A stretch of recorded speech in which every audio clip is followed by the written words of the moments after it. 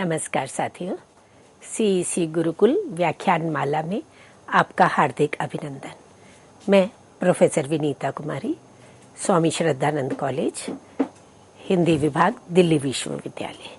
आज आपके समक्ष चर्चा करूंगी शुक्लोत्तर हिंदी आलोचना और डॉक्टर नगेंद्र।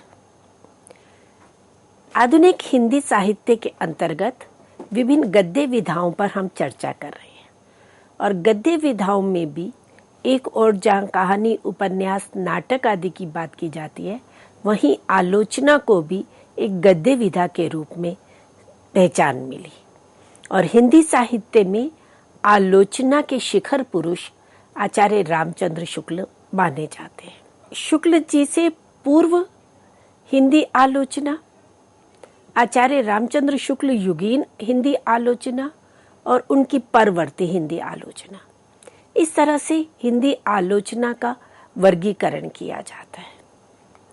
आचार्य रामचंद्र शुक्ल ने जिस व्यावहारिक और सैद्धांतिक आलोचना की नींव डाली, वही आलोचना आगे विकसित, पल्लवित, पुष्पित होती रही। इनसे पूर्व यद्यपि एक प्रारंभिक बीज के रूप में एक नींव का कार्य करने में आलोचना थी, जो टीका टिप्पणियों के रूप में, भाष्य के रूप में, व्याख्या के रूप में थी, पर एक विशिष्ट दृष्टिकोण को, एक विशिष्ट विचारधारा को केंद्र में रख करके आलोचना नहीं प्रारंभ हुई। और इस तरह की आलोचना का प्रारंभ आचार्य रामचंद्र शुक्ल करते हैं।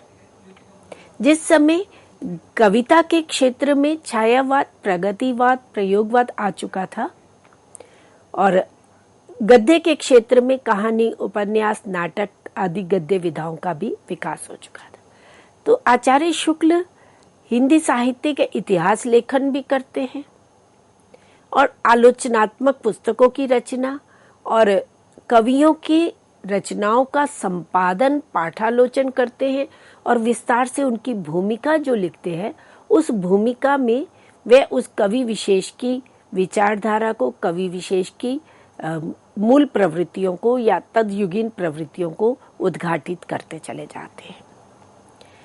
तो आचार्य शुक्ल जी काव्य शास्त्र के प्रकांड विद्वान थे और उन्होंने भारतीय काव्य शास्त्र और पाश्चात्य काव्य शास्त्र दोनों का गहन अध्ययन किया और दोनों का अध्ययन करके एक समन्वयवादी दृष्टि बनाते हुए, दोनों के मध्य में एक सामंजस्य रखते हुए उन्होंने कुछ आलोचना के प्रतिमान निर्धारित किए और उन प्रतिमान को केंद्र में रखते हुए वे हिंदी आलोचना के क्षेत्र में आगे बढ़ते हैं और रचना का मूल्यांकन करते हैं।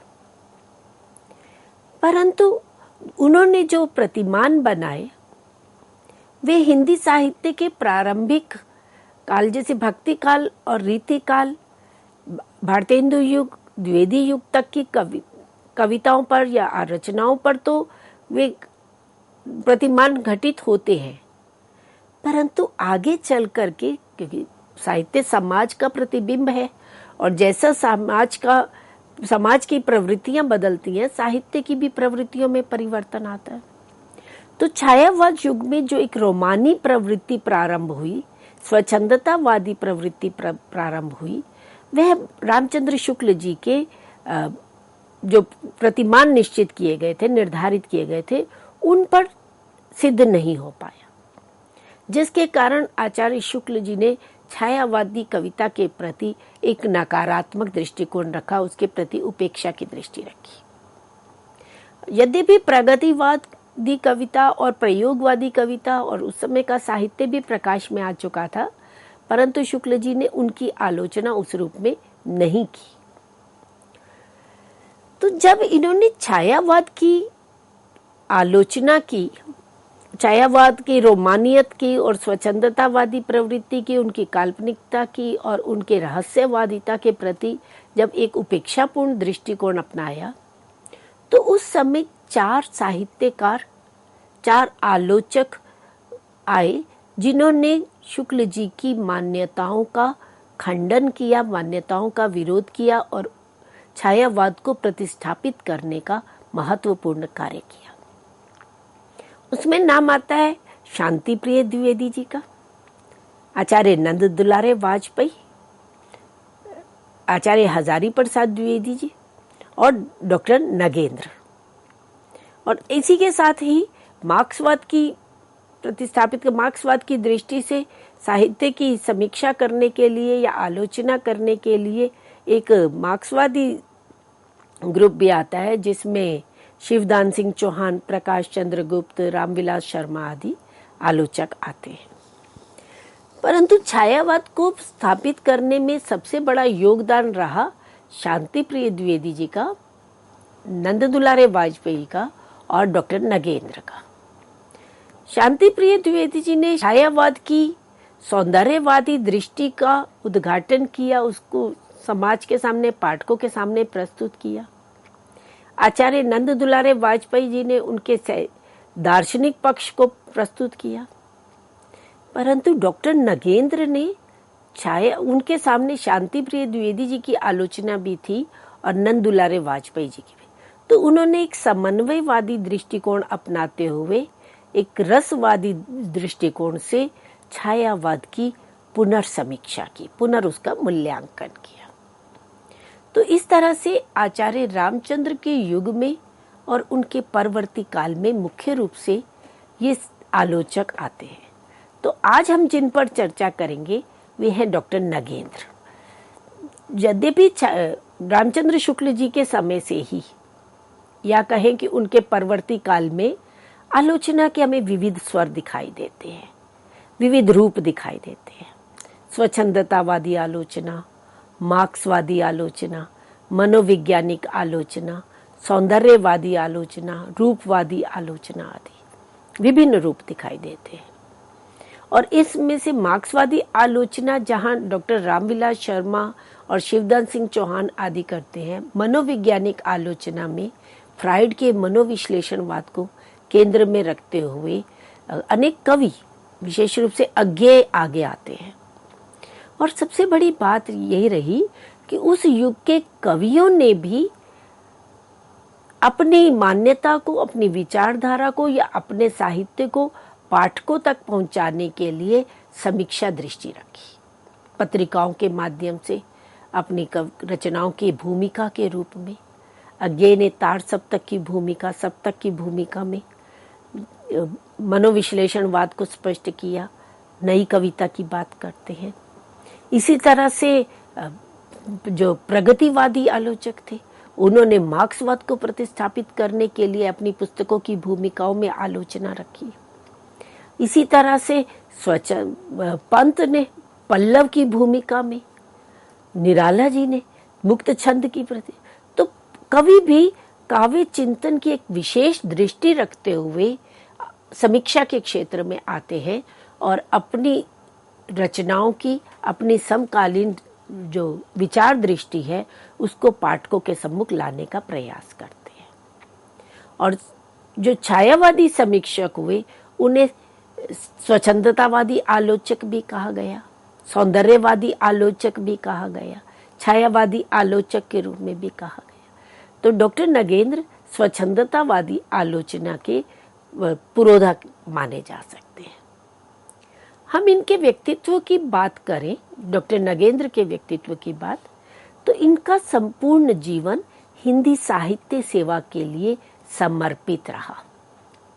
एक प्रखर, विवेक संपन्न आलोचक के रूप में आते हैं, निबंधकार के रूप में साहित्यिक निबंधों की, काव्य शास्त्रीय, शास्त्रीय निबंधों की रचना करते हैं।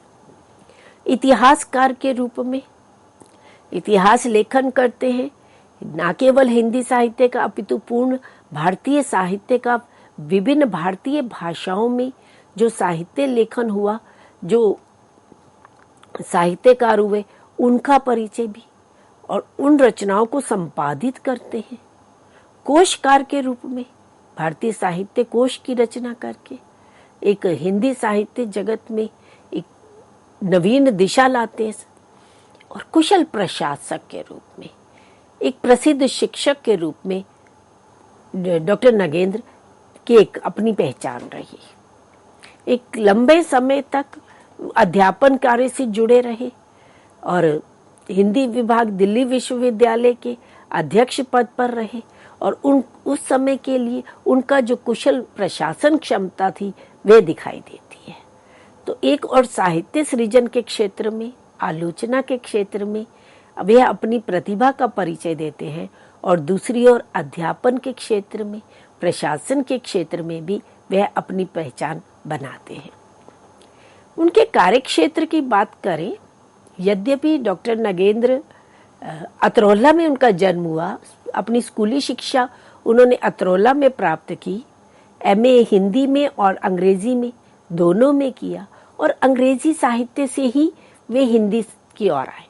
प्रारंभ उन्होंने अंग्रेजी में ही लेखन का किया, परंतु उनकी रुचि हिंदी साहित्य में अधिक रही और हिंदी के प्रचार प्रसार में उनकी विशेष रूप से रुचि रही और इसीलिए वे भारतीय काव्य शास्त्र की, पाश्चात्य काव्य शास्त्र का गहन अध्ययन करते हैं। काव्य शास्त्र के प्रकांड पंडित के रूप में जाने जाते हैं और सैद्धांतिक समीक्षा के रूप में जो हमारा भारतीय काव्य शास्त्र की एक परंपरा है, समृद्ध परंपरा है, उसको हिंदी साहित्य समाज के सामने लाने का कार्य करते हैं। जहां तक इनके कार्यक्षेत्र की बात करें तो 1947 में इन्होंने आकाशवाणी के दिल्ली केंद्र के पहले कार्यक्रम निदेशक बने।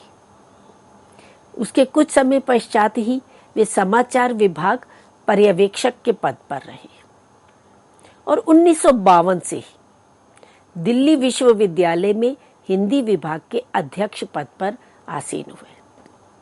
जब ये आकाशवाणी में कार्यक्रम निदेशक के रूप में या समाचार विभाग पर्यवेक्षक के पद पर रहे, तब उन्होंने हिंदी भाषा के मानकीकरण पर, हिंदी भाषा के शुद्ध प्रयोग पर विशेष बल दिया।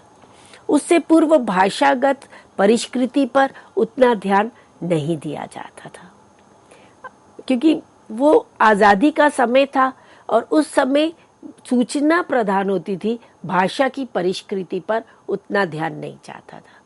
पर डॉक्टर नगेंद्र जब आकाशवाणी में आए तो उन्होंने भाषा की परिष्कृति पर, भाषा के शुद्ध प्रयोग पर और शुद्ध उच्चारण पर विशेष बल दिया। उच्चारणगत जो अशुद्धियां थी उन पर ध्यान केंद्रित करते हुए उन्होंने समाचार विभाग में उच्चारणगत दोषों को दूर करने का एक सराहनीय कार्य किया। और उस समय दिल्ली विश्वविद्यालय में हिंदी विभाग अलग से नहीं था, वे संस्कृत विभाग के अंतर्गत ही था। प्रारंभ में उत्तर प्रदेश में वाराणसी में ही हिंदी विभाग था, बहुत कम विश्वविद्यालयों में हिंदी विभाग था, पर डॉक्टर नगेंद्र ने दिल्ली विश्वविद्यालय में एक स्वतंत्र हिंदी विभाग की स्थापना की, तो ये इसके संस्थापक अध्यक्ष बने और हिंदी भाषा का पाठ्यक्रम बनाने में इतना उन्होंने लगन से कार्य किया, इतना सुंदर पाठ्यक्रम बना कि वे पाठ्यक्रम पूरे भारत के लिए एक प्रतिमान स्थापित हुआ और वही पाठ्यक्रम निरंतर कई सालों तक उच्च शिक्षा में पाठ्यक्रम निर्धारित रहा।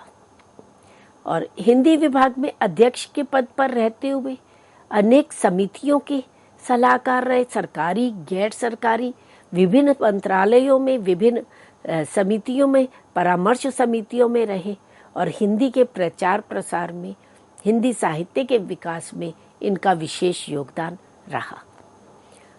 और इन्होंने जो साहित्य लेखन किया, इनका साहित्य लेखन 20वीं शताब्दी के चौथे दशक से प्रारंभ होता है और निरंतर 50 वर्षों तक साहित्य लेखन करते हैं। उनकी पहली जो काव्य संग्रह है, उन्होंने लेखन जो प्रारंभ किया वो कविता के रूप में, एक भावुक कवि के रूप में, एक रोमानियत से पूर्ण कवि के रूप में वे साहित्य समाज में आए, साहित्य लेखन के क्षेत्र में अग्रसर हुए।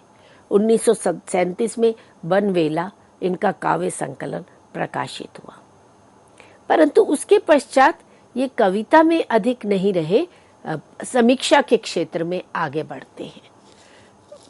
क्योंकि आचार्य रामचंद्र शुक्ल से वे प्रभावित भी बहुत थे। उनकी विचार दृष्टि से, उनकी आलोचना दृष्टि से, उनकी बौद्धिकता से प्रभावित थे, परंतु उन्होंने जो छायावाद पर मूल्यांकन करते हुए एक पक्षीय दृष्टि अपनाई, उसके विरोध में वे एक समीक्षा ग्रंथ लिखते हैं, सुमित्रानंदन पंत। इनका पहला ही समीक्षा ग्रंथ था जो 1938 में प्रकाशित हुआ। और सबसे बड़ी बात ये रही कि इस रचना के बारे में, इस समीक्षा ग्रंथ के बारे में आचार्य रामचंद्र शुक्ल भी प्रशंसा करते हैं। और इनकी अंतिम रचना अगर कहे तो 1988 में इंडियन लिटरेचर नाम से है। तो 1937 से लेकर 1988 तक निरंतर लगभग 50-51 वर्षों तक ये साहित्य लेखन में अग्रसर रहे। 1999 में इनका निधन हुआ और अंत समय तक वे साहित्य लेखन में प्रवृत्त रहे। न केवल स्वयं प्रवृत्त हुए, अभी तो अनेक विद्वानों को, अनेक शिक्षकों को वह इस साहित्य लेखन के क्षेत्र में प्रभावित करते हैं, उनको प्रोत्साहित करते हैं। और जैसे हिंदी साहित्य का इतिहास का संपादन किया तो अनेक विद्वानों को उनके साथ जोड़ा। वे चाहते थे कि 20वीं शताब्दी तक जितना भी साहित्य लेखन हुआ है अद्यतन, वे सारा साहित्य का संकलन करके उसका इतिहास ग्रंथ तैयार किया जाए 5 खंडों में। पर निधन होने के कारण वे कार्य अधूरा ही रह गया, जो आज तक उस कार्य को कोई करने में आगे नहीं आया। तो अगर वे कार्य हो जाता तो ये हिंदी साहित्य जगत के लिए एक उल्लेखनीय योगदान के रूप में माना जाता। इन्होंने आलोचनापरक पुस्तकों की रचना की, संपादन भी किया, इतिहास की रचना, कोश की रचना, निबंधों की रचना। तो इनका साहित्य लेखन विस्तृत और व्यापक रहा है। 43 इनकी आलोचना परक पुस्तकें हैं, जिसमें से सैद्धांतिक समीक्षा परक भी है और व्यावहारिक समीक्षा परक भी है। भारतीय काव्य शास्त्र और पाश्चात्य काव्य शास्त्र में समन्वय करते हुए, एक सामंजस्य स्थापित करते हुए वे काव्य शास्त्रीय समीक्षा परक ग्रंथों की रचना करते हैं। जैसे काव्य में उदात्त तत्व, अनुसंधान और आलोचना, रस सिद्धांत, इनकी बहुत प्रसिद्ध एक काव्य शास्त्रीय सैद्धांतिक समीक्षा परक पुस्तक है जो 1964 में प्रकाशित हुई। आधुनिक सैद्धांतिक आलोचना के क्षेत्र में ये मील का पत्थर मानी जाती है। और क्योंकि इन्होंने पाश्चात्य काव्य शास्त्र का भी अध्ययन किया और उसको सामने रखते हुए इन्होंने काव्य बिंब, चेतना बिंब इनकी रचना की। नई समीक्षा, नए संदर्भ 1970 में इनकी ये प्रकाशित समीक्षित कृति है, जिसमें नई समीक्षा के उदय और उस पर पड़े प्रभावों का विवेचन किया गया है। मूल्यों का कैसे विघटन हो रहा है, सांस्कृतिक संकट, आधुनिकता का प्रश्न आदि ज्वलंत विषयों पर वे इस पुस्तक में विचार करते हैं। भारतीय सौंदर्य शास्त्र की भूमिका, ये भी एक इनकी दुर्लभ पुस्तक है। ऐसे ही साहित्य का समाज शास्त्र, शैली विज्ञान, मिथक और साहित्य, अरस्तु का काव्य शास्त्र, विचार और विवेचन। विचार और विवेचन तो इनका निबंध संग्रह है, जिसमें 3 निबंधों का संग्रह किया गया है। रस का स्वरूप, साधारणीकरण और श्रृंगार रस। विचार और अनुभूति, विचार और विश्लेषण, ये इनकी आलोचना पर कृतियां हैं। आस्था के चरण बड़ी प्रसिद्ध इनकी चर्चित पुस्तक है, जो इनके निबंधों का संग्रह है। और आलोचक की आस्था, ये भी काफी चर्चित पुस्तक रही है।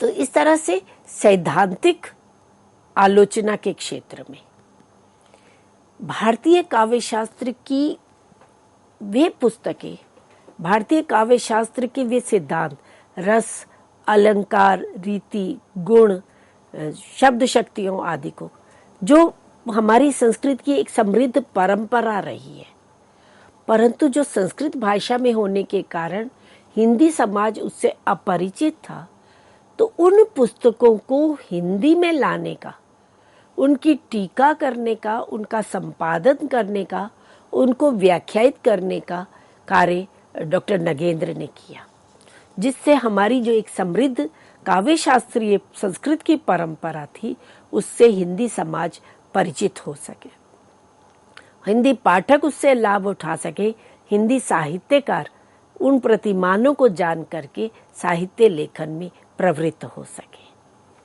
तो ये तो बात की हमने उनकी सैद्धांतिक समीक्षा परक रचनाओं की। डॉक्टर नगेंद्र आचार्य रामचंद्र शुक्ल की परंपरा को ही आगे बढ़ाते हुए दिखाई देते हैं। तो आचार्य रामचंद्र शुक्ल ने भी सैद्धांतिक और व्यावहारिक दोनों ही प्रकार की समीक्षा की, आलोचना की। डॉक्टर नगेंद्र ने भी व्यावहारिक आलोचना की। उनकी व्यावहारिक समीक्षा परक रचनाएं हैं सुमित्रानंदन पंथ, कामायनी के अध्ययन की समस्याएं, साकेत एक अध्ययन, आधुनिक हिंदी नाटक। वास्तव में डॉक्टर नगेंद्र ने, उनका मन कविता की समीक्षा करने में अधिक रमा, गद्य रचनाओं की उन्होंने समीक्षा कम की। नाटकों के क्षेत्र में आधुनिक हिंदी नाटक 1940 में उनके द्वारा रचित पुस्तक है, उसमें वे नाटकों पर चर्चा करते हैं, उनकी समीक्षा करते हैं, पर उसके पश्चात वे नाटक के क्षेत्र में या नाटकों पर अधिक रचनाएं नहीं करते हैं। डॉक्टर आचार्य रामचंद्र शुक्ल जी ने या शुक्ल जी के परवर्ती साहित्यकारों ने रीति काल को लेकर के एक पक्षीय दृष्टिकोण रखते हुए उसको उपेक्षा की दृष्टि से देखा, उसे श्रृंगारिक, घोर श्रृंगारिकता से जोड़ते हुए सामंतवादी काव्य धारा कहते हुए उसे तिरस्कृत किया, अपमानित किया। परंतु डॉक्टर नगेंद्र ने रीति काव्य की भूमिका, देव और उनकी कविता, इन पुस्तकों की रचना करके रीति काव्य का पुनर्मूल्यांकन करते हैं। ये वास्तव में डॉक्टर नगेंद्र का शोध प्रबंध था, जो उन्होंने पीएचडी की उपाधि के लिए लिखा था। एक ही नाम से था, रीति काव्य की भूमिका, देव और उनकी कविता। और ऐसी पुस्तक थी कि उसको देखते हुए, विशेष रूप से उसकी आलोचना दृष्टि को देखते हुए, उन्हें पीएचडी की उपाधि के योग्य न मान करके डीलिट की उपाधि के योग्य माना गया और इस पर उन्हें डीलिट की उपाधि प्रदान की गई। ये हिंदी साहित्य के इतिहास जगत में, हिंदी क्षेत्र में ये पहली बार हुआ है और आज तक ऐसा अवसर किसी अन्य साहित्यकार को नहीं या किसी विद्यार्थी को नहीं प्राप्त हुआ है। फिर बाद में ये प्रकाशित हुई 2 खंडों में, 2 अलग अलग भागों में, रीति काव्य की भूमिका अलग पुस्तक के रूप में और देव और उनकी कविता ये एक स्वतंत्र पुस्तक के रूप में प्रकाशित हुई। इसी तरह से मैथिली शरण का गुप्त का काव्य पुनर्मूल्यांकन, प्रसाद और कामायनी मूल्यांकन का प्रश्न, ये इनकी व्यावहारिक आलोचना परक पुस्तकें थी। इसी तरह से डॉक्टर नगेंद्र ने काफी पुस्तकों का संपादन भी किया। 47 पुस्तकें हैं, संस्कृत की पुस्तकें, हिंदी की पुस्तकें, अंग्रेजी की पुस्तकें, इतिहास ग्रंथ, जिनका संपादन डॉक्टर नगेंद्र द्वारा किया गया। संस्कृत काव्य शास्त्र की जो मूल रचनाएं थी, उन मूल रचनाओं का भूमिका लेखन के साथ, उनकी टीकाओं के साथ संपादन किया डॉक्टर नगेंद्र ने, जो है हिंदी ध्वन्यालोक, कवि भारती, हिंदी काव्यालंकार सूत्र, हिंदी वक्रोक्ति जीवित, भारतीय नाट्य साहित्य, भारतीय काव्य शास्त्र की परंपरा। तो अभिनव गुप्त, कुंतक, मम्मट आदि जो संस्कृत के आचार्य, काव्य शास्त्रीय आचार्य हुए, उनके द्वारा जो संस्कृत में काव्य शास्त्रीय ग्रंथों की रचना की गई, उनका संपादन हिंदी में डॉक्टर नगेंद्र करते हैं।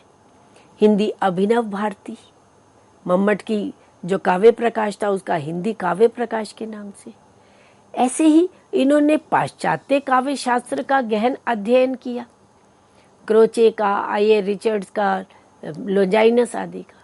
तो पाश्चात्य काव्य शास्त्र सिद्धांत और वाद, इस नाम से भी इन्होंने एक पुस्तक का संपादन किया। हिंदी साहित्य का इतिहास, भारतीय साहित्य का समेकित इतिहास और भारतीय साहित्य कोश, इनका संपादन भी डॉक्टर नगेंद्र द्वारा किया गया। डॉक्टर नगेंद्र ने अंग्रेजी भाषा में भी पुस्तकों की रचना की। Literary criticism in India, Tulsidas, his mind and art, Acharya Shukla, theory of poetry, Surdas, a revolution, और 16 अंग्रेजी कृतियों का भी आपके द्वारा अनुवाद किया गया।